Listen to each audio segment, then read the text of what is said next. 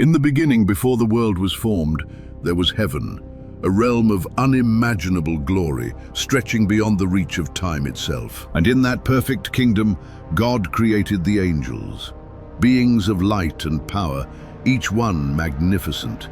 They sang together in harmony, their voices filling every corner of eternity. At the center of it all sat the throne of God, a radiance so pure that no eye could gaze upon it fully.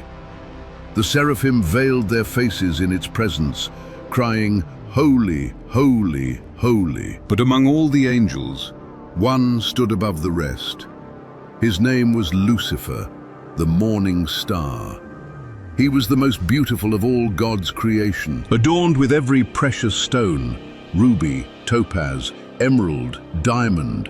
He was the guardian cherub, the anointed one who walked among the stones of fire, the seal of perfection, full of wisdom and perfect in beauty. When Lucifer sang, all of heaven would resonate. He was the worship leader of the heavenly host, and the very foundations trembled with the beauty of his praise. But perfection carries a terrible danger. For within Lucifer's heart, unseen by all but God, a darkness had begun to stir. He looked upon his own beauty and was filled with pride. The splendor he had been given, he began to claim as his own. His heart grew corrupt. His wisdom was poisoned by his splendor. And in the silence of his thoughts, Lucifer whispered the unthinkable. I will ascend to the heavens. I will raise my throne above the stars of God. I will sit enthroned on the Mount of Assembly, on the utmost heights of Mount Zaphon. I will ascend above the tops of the clouds. I will make myself like the Most High. 5 declarations of war against the Almighty. 5 whispered rebellions that shattered the silence of eternity. No angel had ever dared to speak such words, and so the great deceiver began his work. He moved through the ranks of heaven like a shadow, whispering to the other angels, planting seeds of doubt and discontent. A third of all the angels in heaven turned their hearts away from God and chose to follow Lucifer. Their light began to dim, their glory fading like embers pulled from the fire. With his army gathered, Lucifer set his eyes upon the throne of God. The unthinkable had begun, war in heaven. But God was not without his champion. The archangel Michael, mighty in strength, rose to defend the throne. He stood like a pillar of holy fire, and the faithful angels rallied behind him. You will not prevail, Lucifer.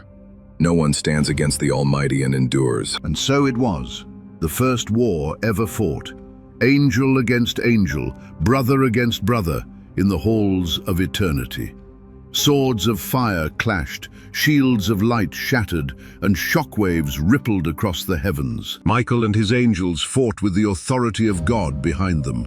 They could not be overcome. The rebel forces broke and scattered before the power of the Most High. At last, Michael came face to face with the morning star himself. Their blades met with a sound like thunder.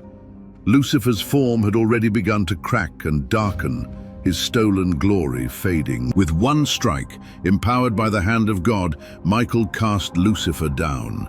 The crown of the morning star shattered. He fell to his knees. The rebellion was over. Like lightning from the sky, Lucifer was hurled out of heaven, and with him fell every angel who had chosen rebellion. A rain of burning stars plummeting through the firmament. As they fell, their beauty was stripped away.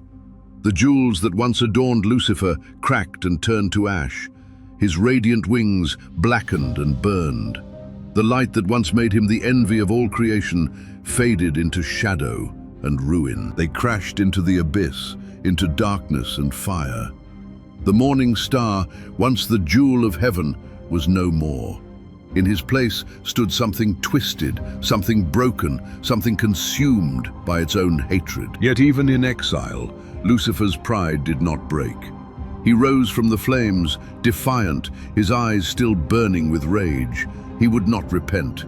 He turned his gaze toward a new creation, toward the earth and toward mankind. But in heaven, peace reigned once more. The faithful angels lifted their voices in worship, and the throne of God stood eternal and unshaken, as it always was, and always will be. For no power in all creation can stand against the Almighty. Pride brought the highest angel to the lowest place. Let it be remembered, the fall began not with a battle, but with a whisper in the heart. How you have fallen from heaven, morning star, son of the dawn. You have been cast down to the earth, you who once laid low the nations. Isaiah chapter 14, verse 12.